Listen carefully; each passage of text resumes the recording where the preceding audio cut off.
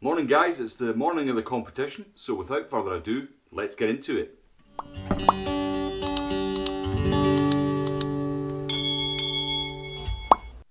Well, we've had quite lazy starts to our mornings, but on the competition morning it's up early, get the lunches prepared, get everybody fed and watered, breakfast. Nothing like a bit of hot food inside you before you start a day on the river, and it's a tough old day, especially for Del.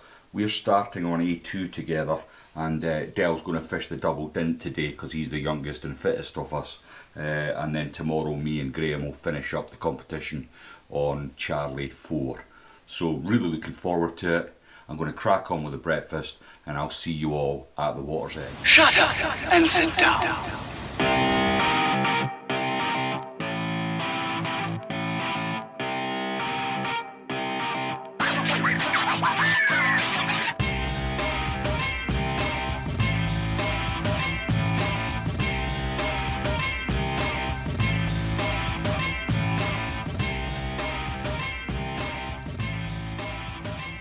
The competition is blessed with an array of international caps. We've got national champions, we've got representatives from Scotland, Ireland, Wales and England, and not to mention the world champion, who's just had an extraordinary session with his partner, Nixon, and taken 51 fish off their beat, which is an amazing total. Well, having a little think about the session this morning, I was very poor personally, and I feel like I've let myself down and I've let Del down, who was my partner on that beat. It's a bit of a roller coaster competition fishing.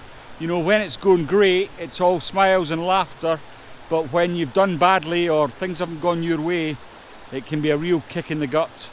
So I'm going to have a hard think about where I went wrong, how I can improve for tomorrow's session, and try and enjoy watching the Welsh lads take some brown trout out of this water. We've just started session 2 of the Rivers Masters, and I am controlling Kyle Cheshire and Nathan Gittings. Nathan's decided to try an approach from the bank. He's keeping a low profile. As you can see, he's kneeling down and he's placing his flies in behind the rocks and the boulders where the brown trout might lie. Sometimes it pays just to fish the first little bits of seams from the bank area. Carefully picking his way up the side of the bank, hoping to pick up some of the inliers. And Nathan's just took another good fish to the net there. This year round again, because of the COVID rules, we're not measuring fish. They're shown to the controller in the net and then returned to the water, and the angler can keep on fishing. Not only that, with the river tees, it's an excellent safety aspect.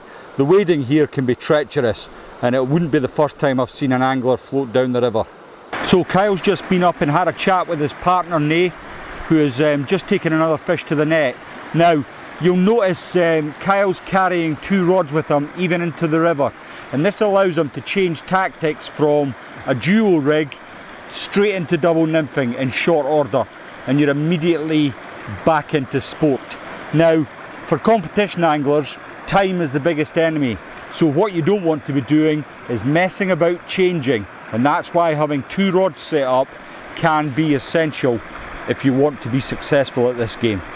The boys are working incredibly hard, and I can't help thinking about my own teammates who are on the beat above, and they've followed the current world champion Croston and his partner Nixon, who took 51 fish off the beat, believe it or not. And that's going to be a very tough act to follow. If they've taken 51 fish to the net, I would conservatively estimate that they've pricked or spooked another 100 fish. So that beat is going to be extremely difficult to fish, and my heart goes to my teammates at this point.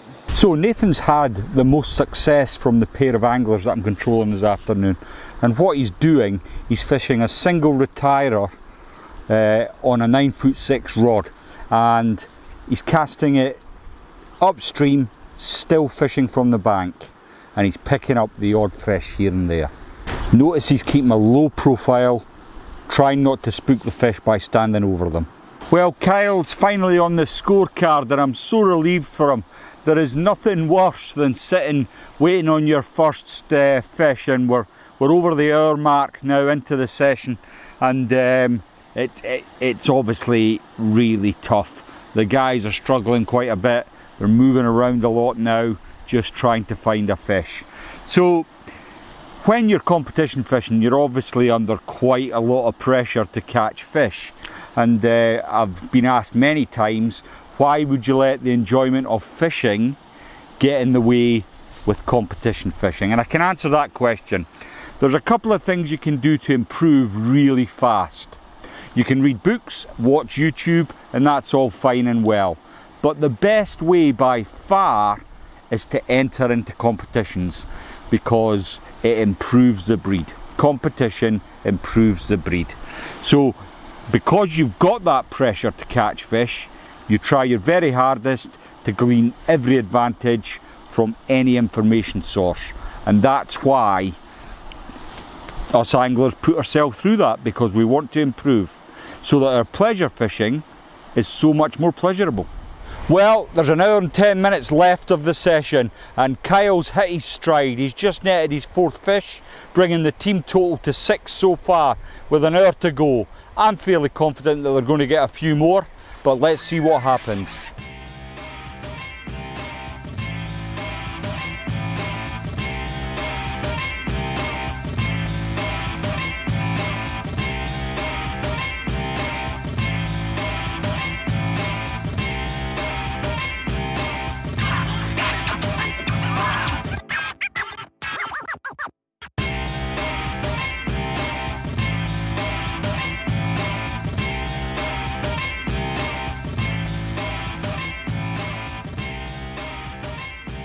Well, that's the session starting to draw to a close now. There's only a few minutes left, and Nathan and Kyle have given it their all.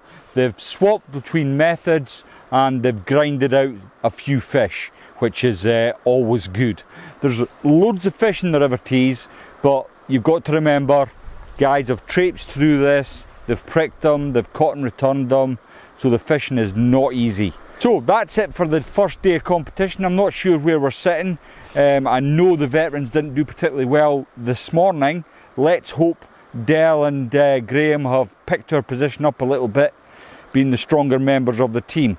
I'm going to go home, scratch my head, burst a few spider webs and think again, and I'll see how I get on in the morning. Hi folks, and it's the final morning of the competition. Timings have been moved forward to accommodate for the Euro final this evening, so it was a very early start. We've had a bit of breakfast and we're going to get waded up, and we've already set our rods up ready for the session. Completely different water to what we fished yesterday, and it's me and Graham this morning, so we'll see what we can do. Well, that's the last session fished. It was 3.5 hours and it was hard graft. Graham managed to get 4 fish and I managed 3, and 2 swims, of course. Thankfully I was wearing an outer shell, so I'm mostly dry underneath, but the second one was funny. I'm glad nobody filmed it, because I face planted right into the river. I think my mobile phone's on the blink, but hopefully we can dry that out and it'll all be good. So it's just a case of de-kitting, getting back up to High Force car park and find out how we've got on.